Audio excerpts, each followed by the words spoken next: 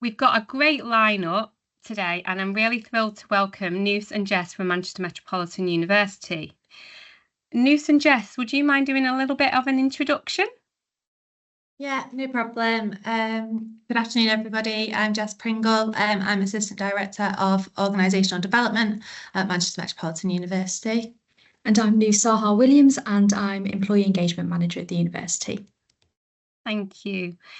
So I'll be your host today. I'm Jane Tidswell, and I'm the HE sector lead here at People Insight. I've been working with the HE sector now for well over 15 years. I'm not counting anymore. I'm just going well over 15 years on staff listening programmes. And we've been working with Manchester Metropolitan University here at People Insight since 2022. In terms of an agenda for today, you've got a little bit of an introduction. We're going to then hand over to Noose and Jess to talk about how they've been championing the colleague voice. We do have opportunities for some question and answers, and thank you very much to those people who've already sent them through. So we do have a few already, but any others that might come in, please pop them in the chat. In terms of a little bit of housekeeping for today, and before we dive into the session, first, we've got a lot of insights to talk to you about today. If you did want to revisit them or to hear more or to get the recording, you will get an email after this session, so don't worry about having to scribble everything down. Secondly, if you hear something in the webinar that you just wanted to have a little bit of a catch up and contact us, please do. Please reach out. And finally, since you're taking the time to hear from us, it'd be great to hear from you and get any feedback in terms of these sessions to help them in the future or just to see how you're finding them. So it can just be an emoji that I think a few people have already used, which is great in the session, or drop a line or to me after, or something in the Teams chat. Great to see so many people starting. So just as a bit of a fun starter, really, just to get going. Obviously we are in the month of October, and I know it's a really busy, super busy time at the moment as we enter the new academic year. But I did want to start off to just dig into our positive headspace and think, as we're in autumn, what's our autumn micro joy? So what's bringing us some joy in autumn? Could be anything that fills you with joy in autumn, changing the weather, the leaves changing, wearing your favourite cosy jumper. And mine, if you've not already guessed, from what's up, is a gingerbread latte as a really big treat from the coffee shop. And it's allowed now. I feel like it's okay to do that and to have a gingerbread latte. So yeah, I don't know what your micro joys may be. What's yours? If you feel comfortable, pop anything in the chat, or have a think what that might be. I think sometimes it's easy to forget there's so many great things happening in autumn as well, and things to be joyful for.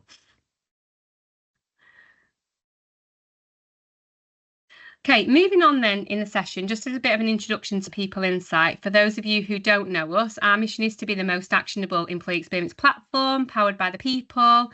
And we do this very much through our platform. So allowing you to run your own employee voice survey activity. This can be life cycle surveys, moments that matter surveys, engagement polls, the whole host of different listening activities, even being able to put qualitative workshop insights via the platform. Our people.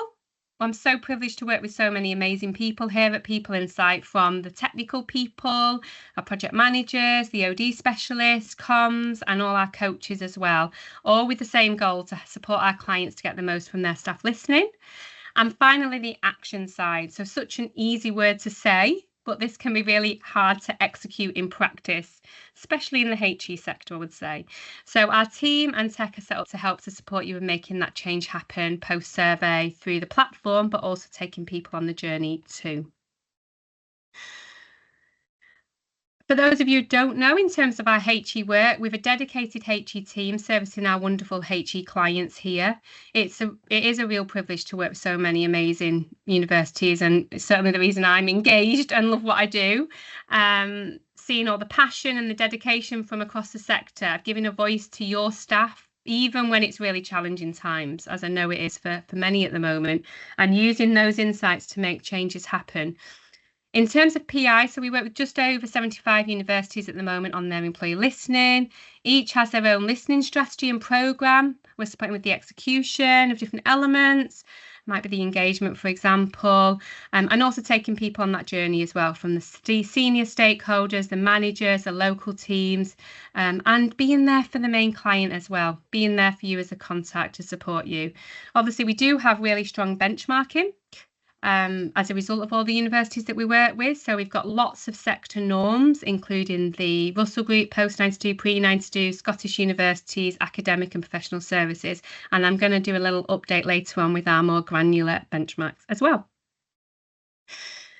While surveying is our bread and butter, we do constantly listen and evolve our offer to support the sector. We've got lots of other things that we've been working with and very excited to work with our university clients with over the past couple of months, as listed here, some 360s, for example.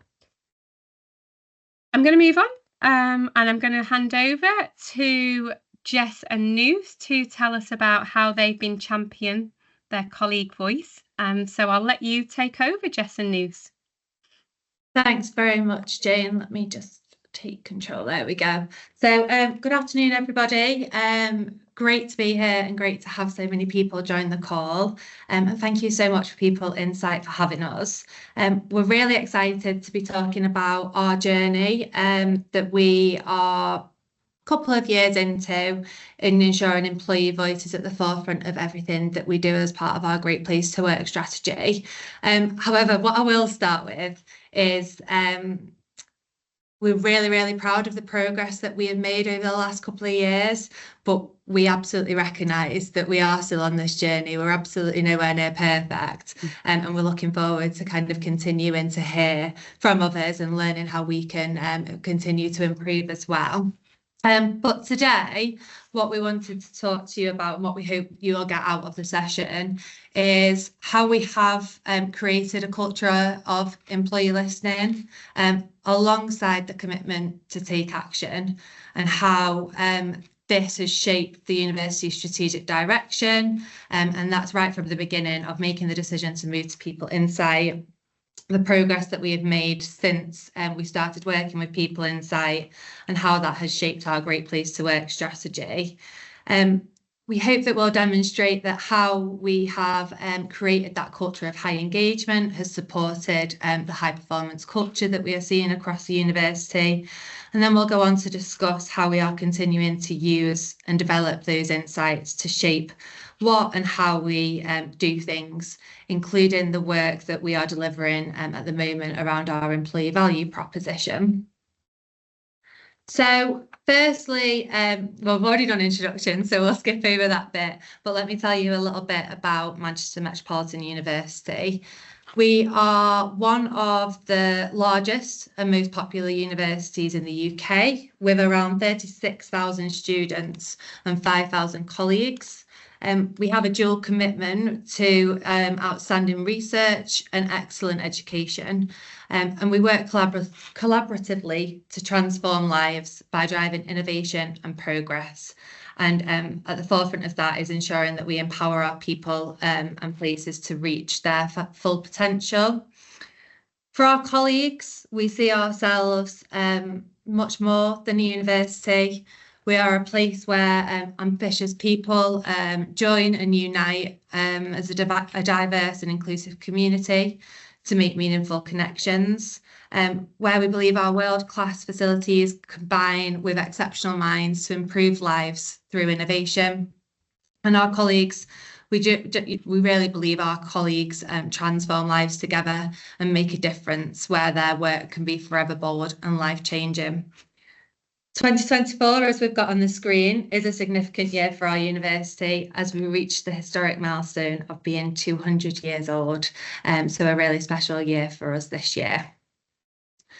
So if I go into a little bit of the detail around where we were when I came into post in 2022 and Noose joined shortly after, there was an approach that had been put in place of quarterly pulse surveys at the university, and this was during COVID, as the university was keen to ensure that we had regular check-ins with colleagues, which at the time was exactly the right approach. However, by the fourth pulse survey, we had seen a dwindling of response rate with an average of about 40% 43% in the last one that we delivered in November 2021.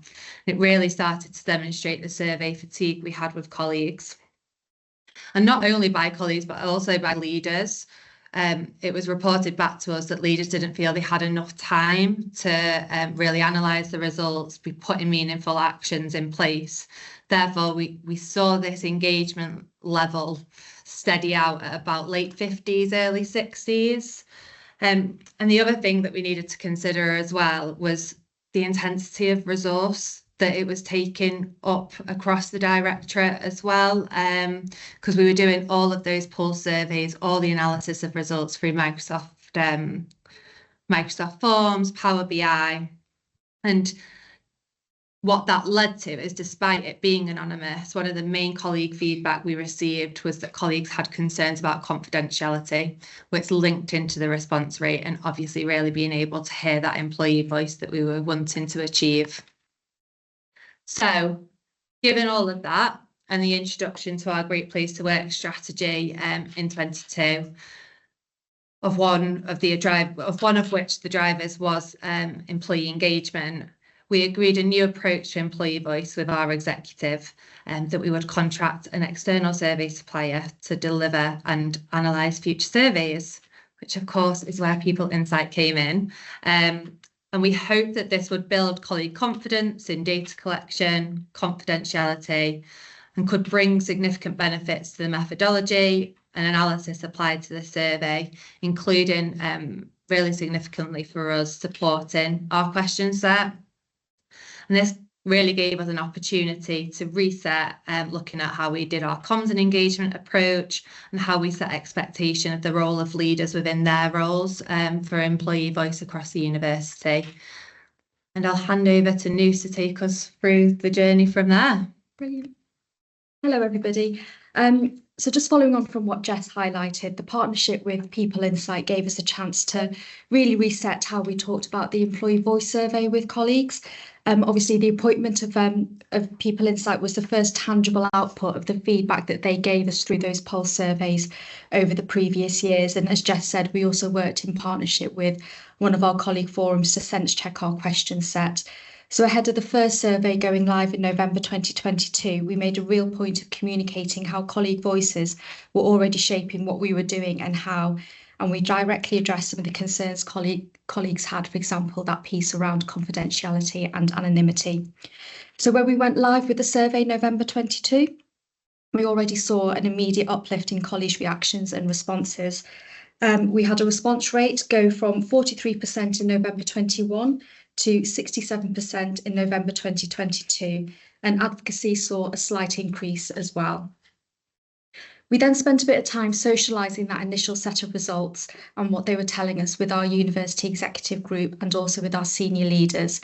And that then began a pretty comprehensive programme of sharing the results back with the organisation and then also supporting our leaders and managers. So starting with sharing the results back to our colleagues, we were really transparent on the scores. And what we did, we made a point of really celebrating the successes, but also being really open and honest about the areas that we knew we could do better. And we made a commitment to understanding and gaining more insight and working together with our colleagues to see how we could address any challenges and any gaps. And alongside that communication phase, we spent a lot of time working closely with our senior leaders, so our heads of departments in the faculties and then the equivalent across professional services.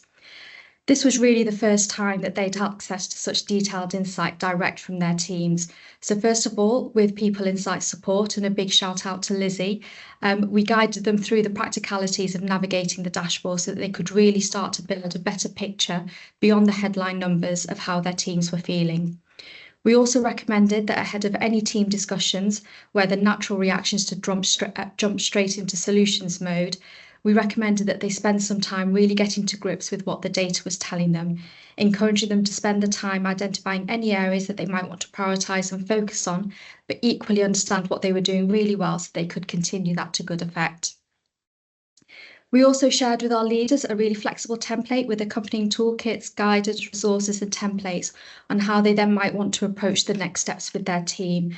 And we split it up into phases. So first of all, there was the piece around sharing the results with their team and having an open discussion that gave some colour behind the numbers. We then asked them to discuss what they're currently doing or what they've done in the past and almost do a little bit of a stop, start, continue exercise, and then spend some time identifying the good stuff and make sure that they continue to focus on that, and then start collating ideas for action. And that piece around the action, we were really clear on making sure that these were local actions, so things that were within their sphere of control and within their influence as well. Then from a more central perspective, we identified 3 areas that colleagues highlighted as a priority. And as and when any action was taken against those 3 areas, as part of the comms around it, we made sure that we were linking everything back to what colleagues had told us in the survey. So in terms of what we did next with the results and how we actioned them, we knew straight away that we weren't going to be able to fix everything at once. And we also knew that there were going to be some really tough nuts that were going to take longer to crack as well. So if anyone has got any advice on how to address the perception of workload and workload management, we would love to hear more from you.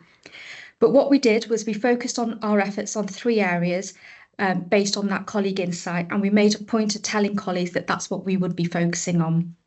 So as you can see on the screen, our 3 areas were around ways of working, which spanned everything from hybrid and smarter working through to the systems and processes that we have in place.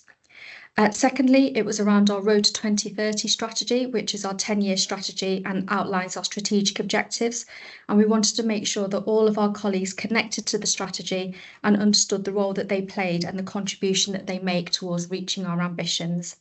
And then thirdly, and I'm sure this is no surprise to anyone listening, our 3rd focus area was around reward, recognition and well-being. I'm not going to go through everything that we've got on the slide, but this does give you a sense of what we'd delivered over the last 15 months between our November 2022 survey and our most recent one in 2024. And as I said, every time we talked about anything linked to these 3 areas, or any of the specific actions, we always made the direct link back to colleagues' feedback from the survey. And I do know that there has been quite a lot of chatter online on the likes of LinkedIn at the moment around the value of You Said We Did communications programmes.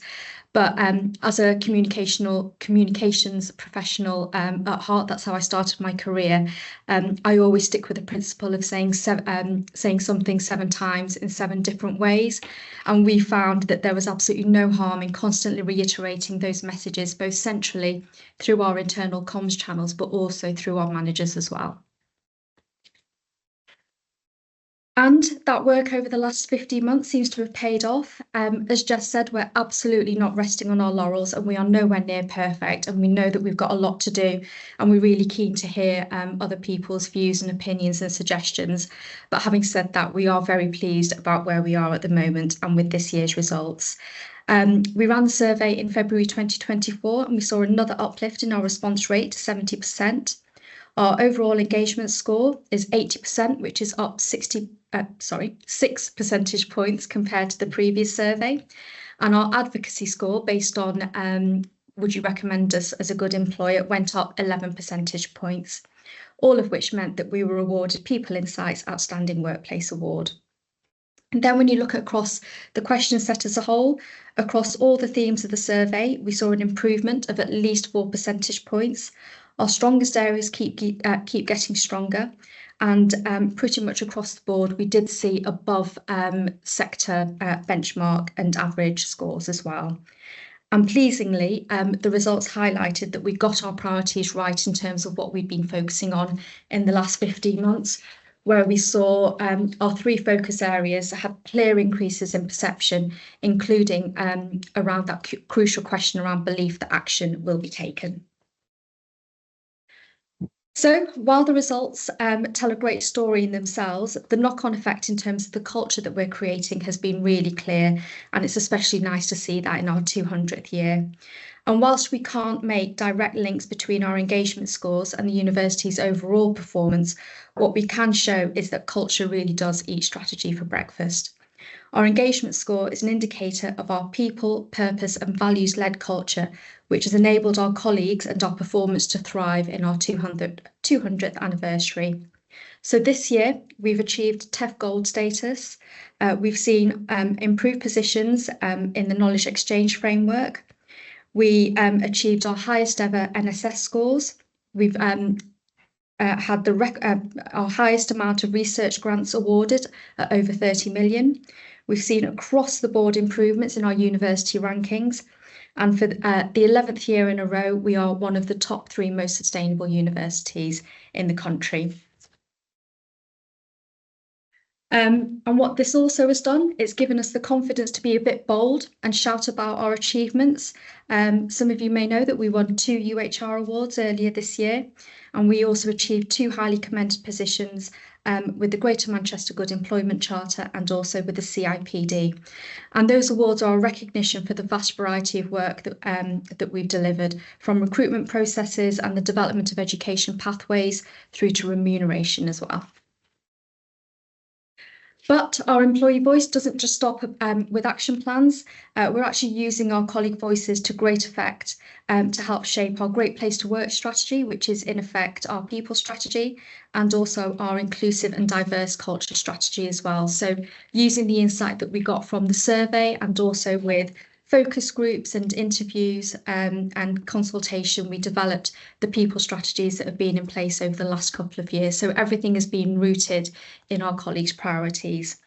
And then most recently, we've been using that colleague insight to shape our employee value proposition. And Jess gave you a little bit of a preview of that at the start of the presentation, where again, all of the insight that we got through our people insight survey helps shape what makes us a great place to work and has helped us be able to articulate better why colleagues should join us, stay with us, and why they'll continue to thrive with us as well.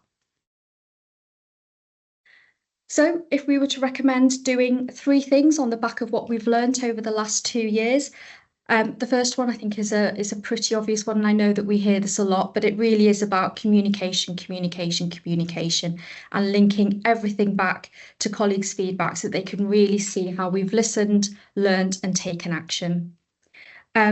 We also have seen a huge difference in the last 12 months in terms of how much movement our managers have been able to make on the engagement dial. So we've spent a lot of time making sure that they feel empowered throughout the whole process, and we've been able to give them the tools and the resources and the support to take action and to really take a closer look at what's within their control and their sphere of influence, because that has just as big an influence on how colleagues are feeling, if not more, than anything that the university would do centrally.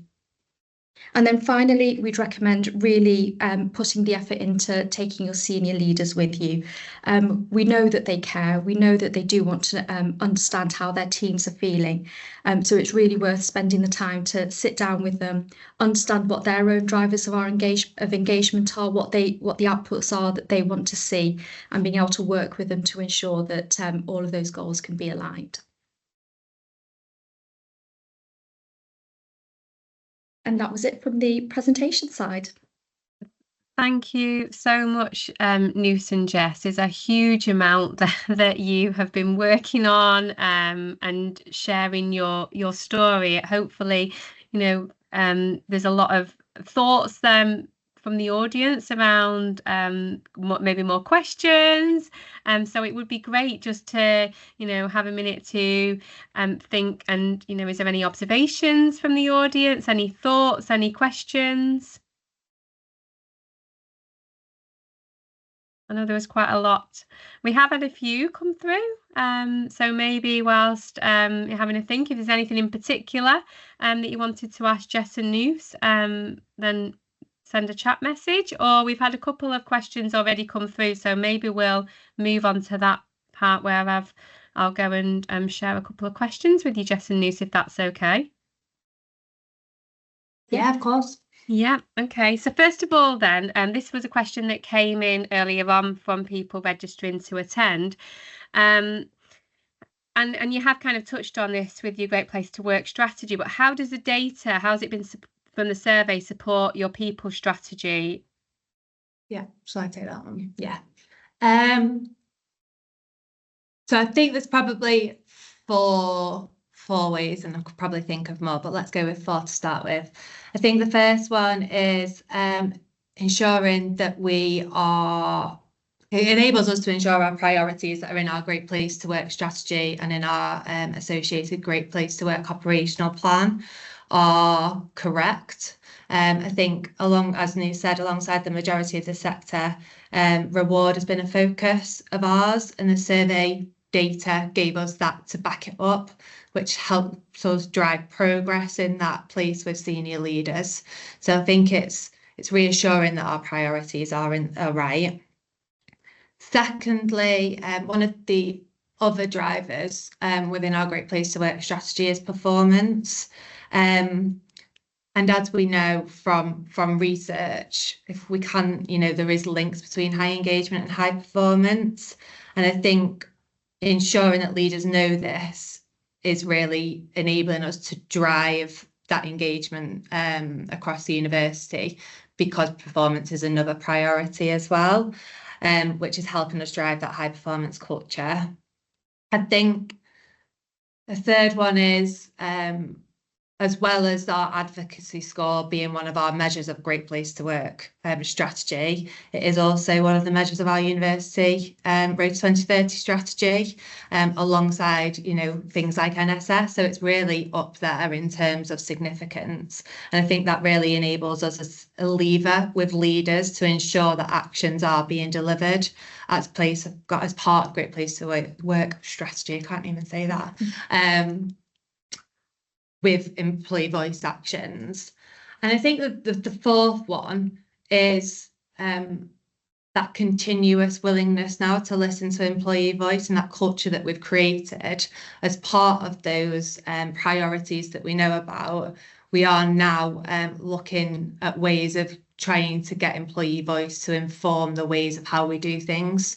So like things around recognition, actually going back to colleagues and wanting to understand more from them what that means. And that's the same at local actions as well, at local level, really understanding that employee voice. So I think those would be the four things I would say around that.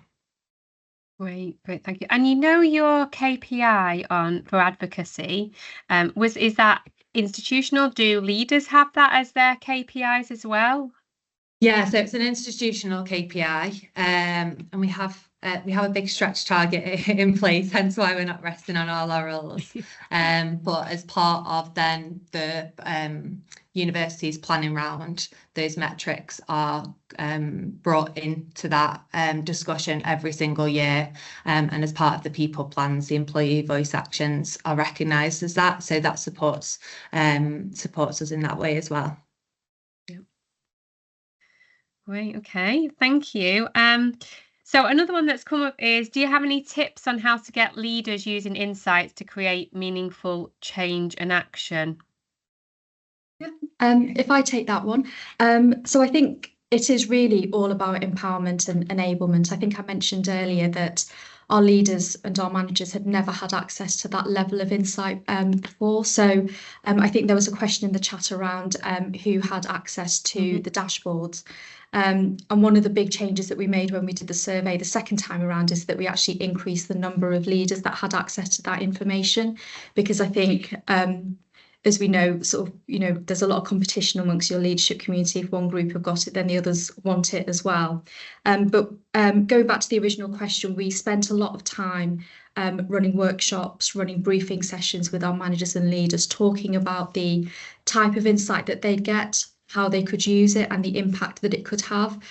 We literally walked them through the dashboard. We made sure that they had all the tools and resources to be able to get underneath the detail of it all. We also provided them with a lot of support during the team discussion and action planning phase as well.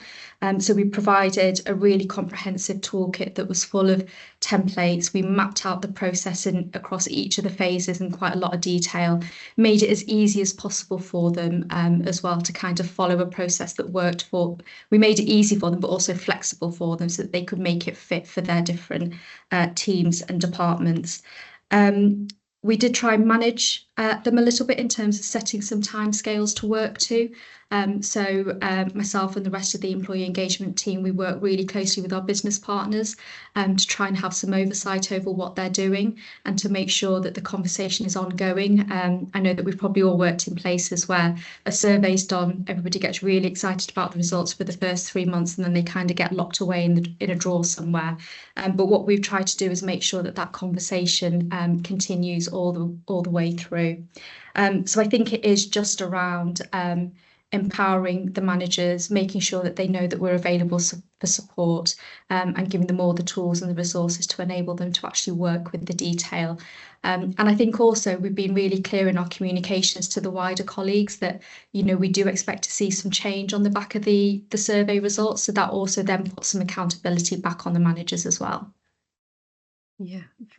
And you've obviously had, I assume, different abilities, different reactions initially from the first survey around using the platform, but giving them the resources and the guidance. So it wasn't, people were not feeling necessarily exposed. I think certainly the feeling from managers overall seemed to be really positive, that they were seeing the results and being involved and engaged and part of the journey rather than it being done to them. Absolutely. And you, as a team, were the facilitators, because obviously you can't do it all, empowering but not actually doing, which seemed to, is that fair to say? Yeah, definitely. I think we left, you know, we've made them leave that like they're feeling in control of their results and what they want to focus on and prioritise. Great. And did you come up with any resistance, or how did you manage any, or not? I wouldn't say, I wouldn't say it was resistance, but maybe they're all at different levels. So we've just done a little bit of an exercise recently to kind of gauge how each of our faculties and directorates are doing planning against the survey results that we got in February 2024. And we've seen some that have really flown with it, and they've got really detailed action plans in place with timescales and allocated responsibilities. And we've got some that we know that we need to do a little bit more hand-holding with, where the team discussions still need to be had. And I think you all also need to kind of take into context the situation and different other factors that are going on as well. Yeah, absolutely. Yeah, thank you. And how do you get staff to, a constant question in the sector is about the completion. Obviously you've got some really high response rate scores there. You know, any tips, methods, how did you get people to complete the survey? And especially, and this is, I'm sure, not a surprise to everyone, the academics and the researchers to get their responses up. Can I hand over to you, because I feel like you were some magic with it, what I think. I think, well, first of all, I think with the academic side of things, we know that the response rate there isn't quite at the same level as professional services. So I think that is going to be a little bit of a perennial challenge. And again, we'd love to hear from other people in terms of what they've done. But probably about 6 weeks ahead of the February survey going live, we did start quite a comprehensive communications campaign. We pre-briefed all of our managers and leaders to let them know that, you know, this was coming.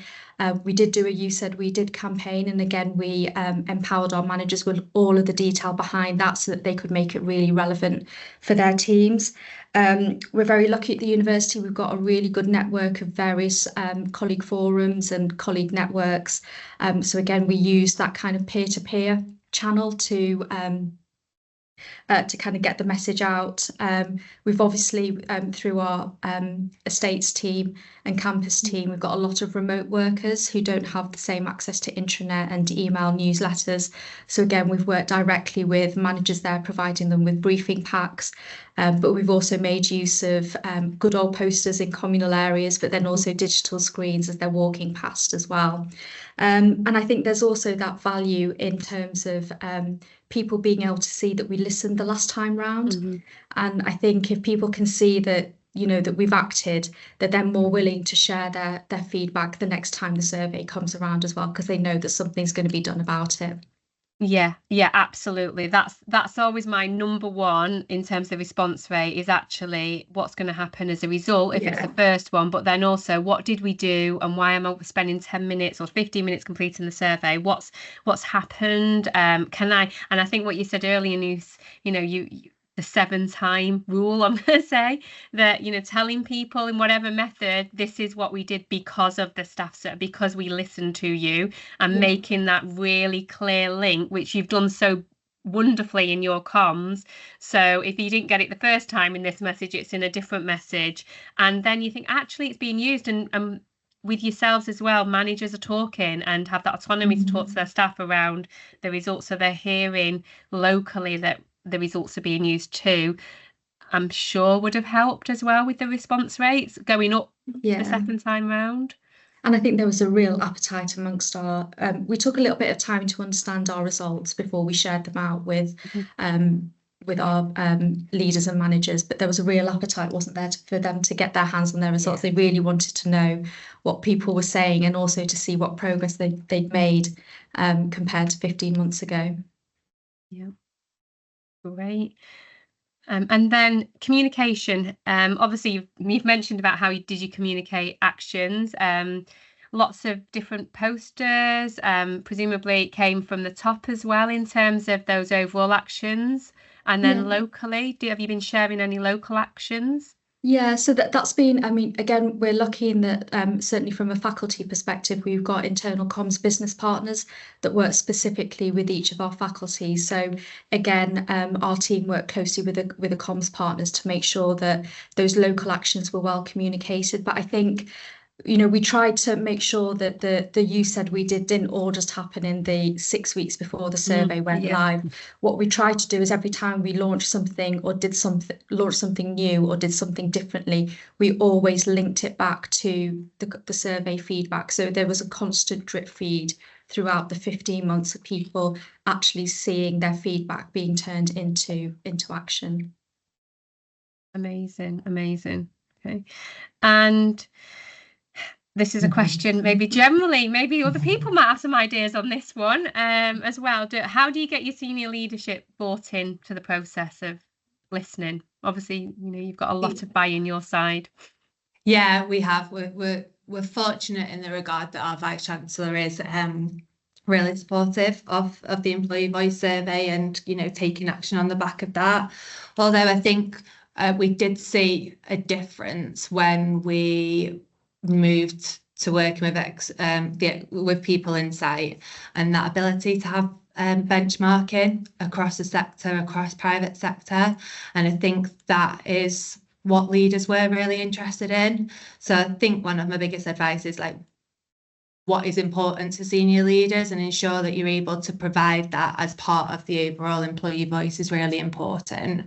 I mentioned it in my first question, I think, but just the link with engagement and performance, and not just that, I suppose, in terms of turnover, you know, the improvement of well-being, you know, if we've got highly engaged workforce. So I think it's not just seeing engagement as standalone, it's ensuring that kind of recognising that high engagement is a driver for so many other things at the university. And then just a couple of kind of really practical things. We really wanted to ensure that we were asking the questions that leaders wanted the answers to.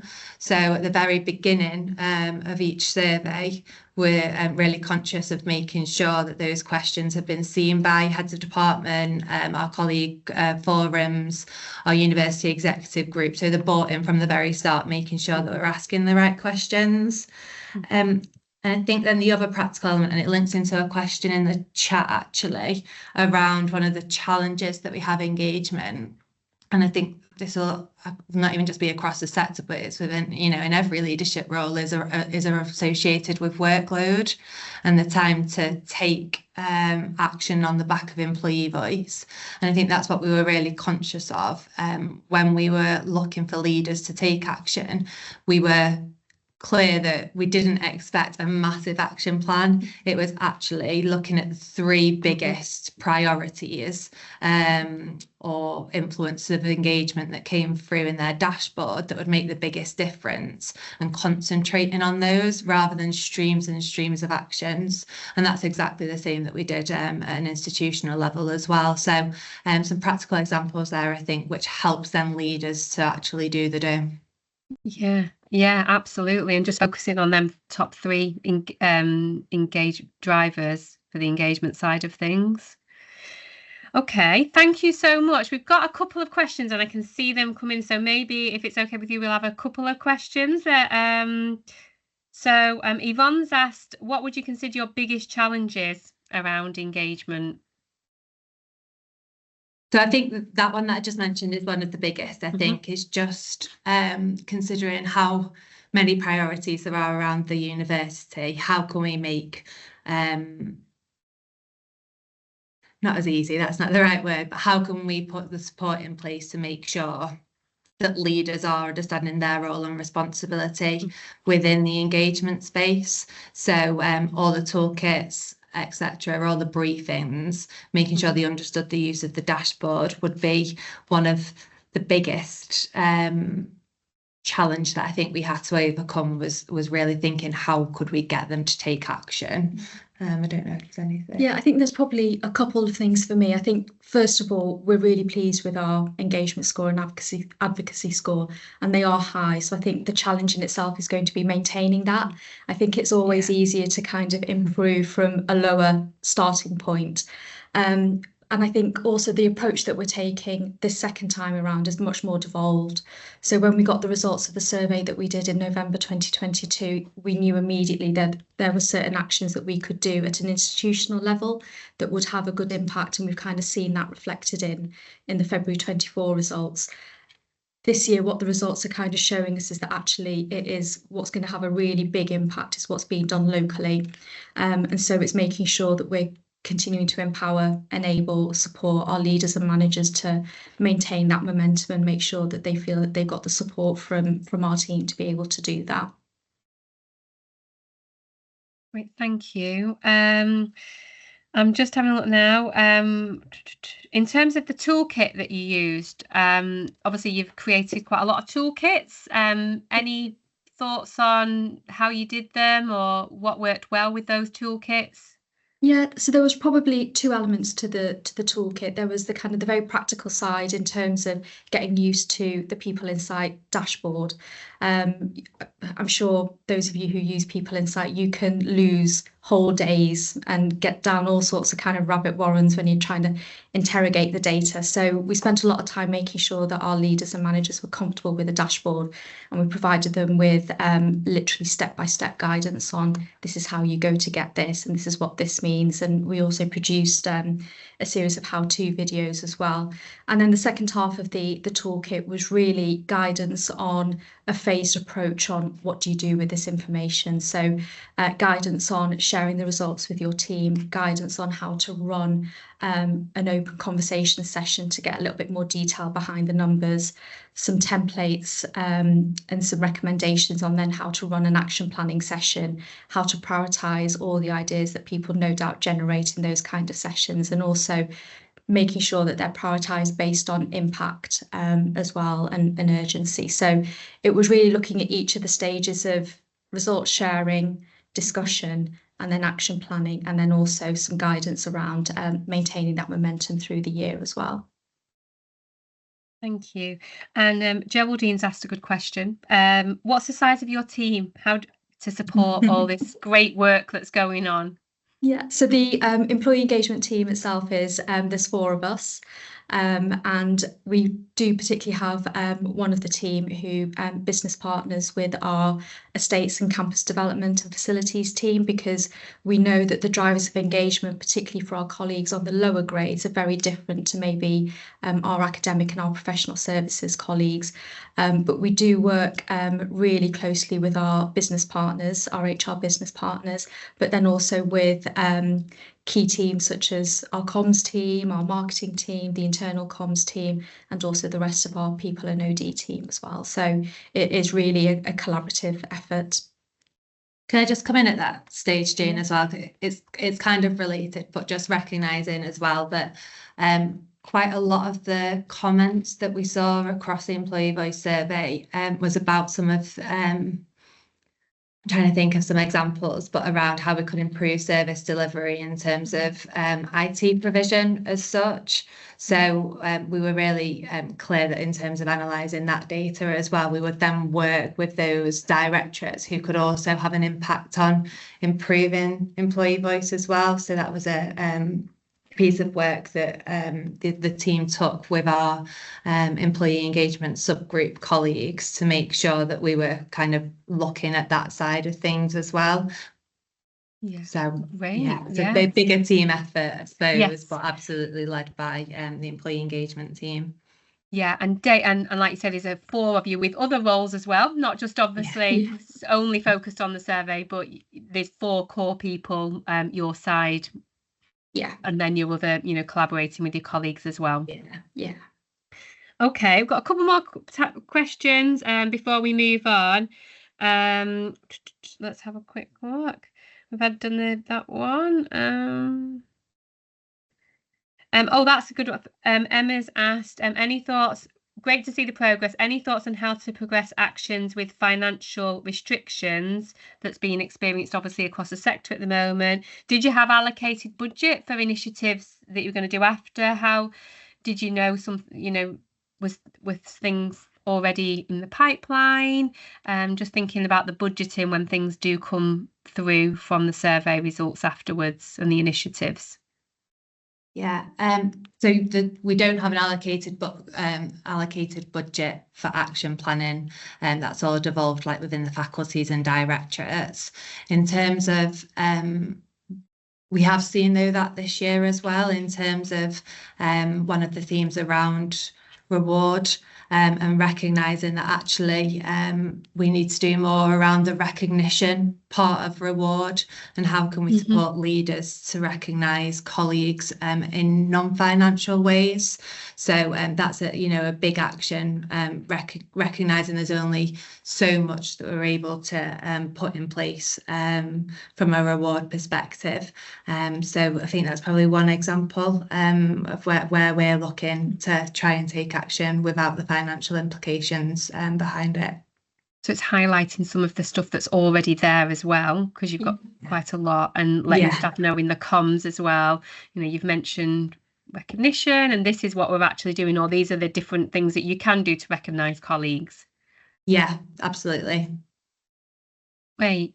Okay, well, thank you so much. I can see there's a couple more questions. So what we'll do is we'll put them together and we'll share them with Jess and Noose for some responses to share out after the session as well, if that's okay. So if you have got anything that comes to mind now within the next 10 minutes or so, pop them in the chat and we will get to you, and we'll send them out afterwards after the session. Thank you, Noose and Jess. I know it's hard sometimes being put on the spot with the questions, so really appreciate that. Thank you. Okay. So just wanted to give a little bit of an update before we close. So we've got lots of exciting things happening at People Insight. So some of you, I'm sure, have been told, and we've discussed it with you, but I thought it was a good opportunity just to share some very exciting tech development that the tech team have been working on. It's generative AI. It's called PRISM. Basically, we're just in the first phase of releasing this generative AI on the dashboard. So basically, with the comments that come through, we can put the comments through the generative AI, and it will then look through the comments and give us an overall summary. It will summarise by the different themes. So if people and teamwork was coming up as a top theme, it will get a little summary for that. It will very cleverly give actions as a result of the comments. So it calls them PRISM inspirations. So you've got some actions that are already coming up, and you can also have a chat function as well. So you can chat with the AI to say, has anyone mentioned politics in or anything you can put in, or anything you want to ask or find out about, or what are the younger generation talking about regarding training, or anything that you're curious about, want to find out about, you can put it in the chat area, and it will then scan all of the comments and come back with any comments that have relevant to the question that you've put in. So we're really quite excited about it at People Insight, because we think there's a huge amount of potential with it. It's phase 1, as I mentioned, so there's a number of other phases coming with the Gen AI. So basically We've got enhanced data interpretation, so being able to look at the qual and the quant data together is the next phase that's being pulled through.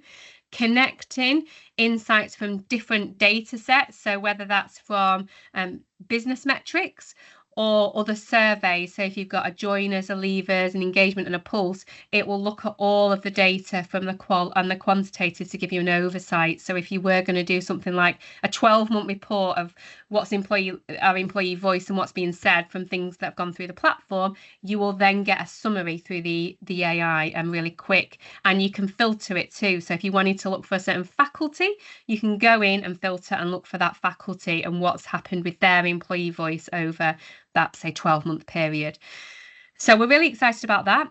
And then the next stage is the trend, looking at trends, emerging trends across the life cycle, and then being able to recommend actions based on them trends. So it's really exciting.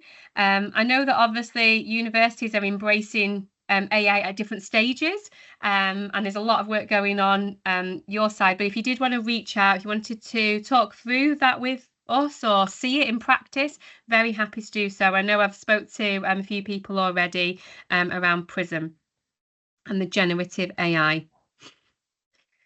So something else just to mention is our Granular benchmark. So I've mentioned this a few months ago on the last Learning Share that we were looking into it. So we've now got more granular benchmarks by faculties, and the faculties are based on the HESA categories, which is great. So we are just doing some work to look at now at the moment to look at differences, because I absolutely think there's going to be differences coming across by the faculties.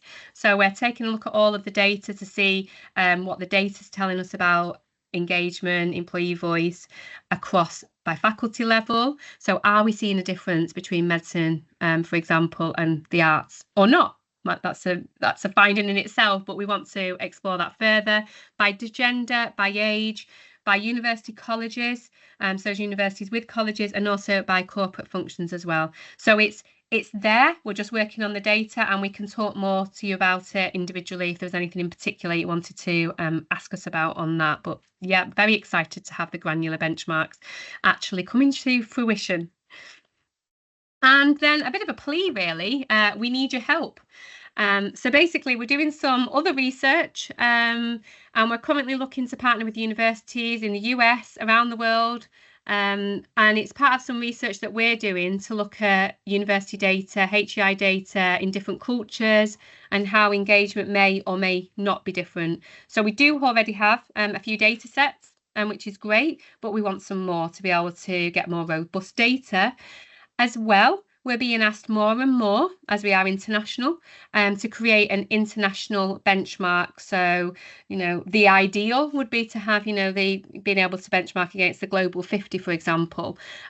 So if you've got a contact in a global university, or you've got a campus in a different country, then please reach out to chat to us. We're really keen to work on this and to get some research and evidence together. And obviously we will share that with the community too. If you did connect us with anyone or have a thought, we are going to plant some trees as a bit of an incentive to say thank you for helping us. So yeah, have a think or reach out, and I'll speak to different. Please do, let me know. And then we have lots of updates on the website as well. So just a reminder to signpost you for lots of reports that we've got on. We've got the Decoding the HE Employee Experience. We've got previous webinars up there as well. So if you did want to go back and have a look at any, please do. There's lots of blogs that we've been writing recently. And, if you just want to reach out and chat about something happening in terms of staff listening, employee voice, please reach out, talk to us. I'm sure Jess and Noose would be keen as well if there was anything in particular you wanted to chat to them about. Details up there, pretty accessible, so let us know. And as always, we will be planting some trees to say a big thank you to Noose and Jess for taking the time out. I know it's it's not an easy task, and hopefully you found it really useful to be able to reflect and to look at all the amazing stuff that you've done when you're so in the detail day in, day out. But you have done such an amazing job. so far on your journey. I know it's continuing, and I just want to say a massive thank you for saying yes to coming on the session today and sharing your experiences with us. So thank you. We will be planting some trees as a result. Thanks, The Jane. next, Thank you. you're welcome. Well, thanks. And the next Learn and Share. So as I said, we try and do these HE Learn and Shares every other month. It's really important for sharing, you know, the good, the bad, the ugly, where we are, how we can learn, grow together, and take that time to reflect on the journeys so far. There's obviously a lot going on as well at the moment in the current context. The next Learn and Share at the moment is planned for the 3rd of December, so 2 months' time. And we've got Edinburgh Napier University lined up to talk in December, which is crazy, just before Christmas. But so pop it in your diary if you're interested, and obviously the invites will go out closer to the time. I don't know if there's any final thoughts or comments from anyone, but it's been an absolute pleasure having Noose and Jess talk today. Thank you so much for being part of this community and listening and helping us to share best practice. So with that, check if there's any comments. Just to say massive thank you for your time, and hopefully I'll see you and speak to you very soon. Thank you very much.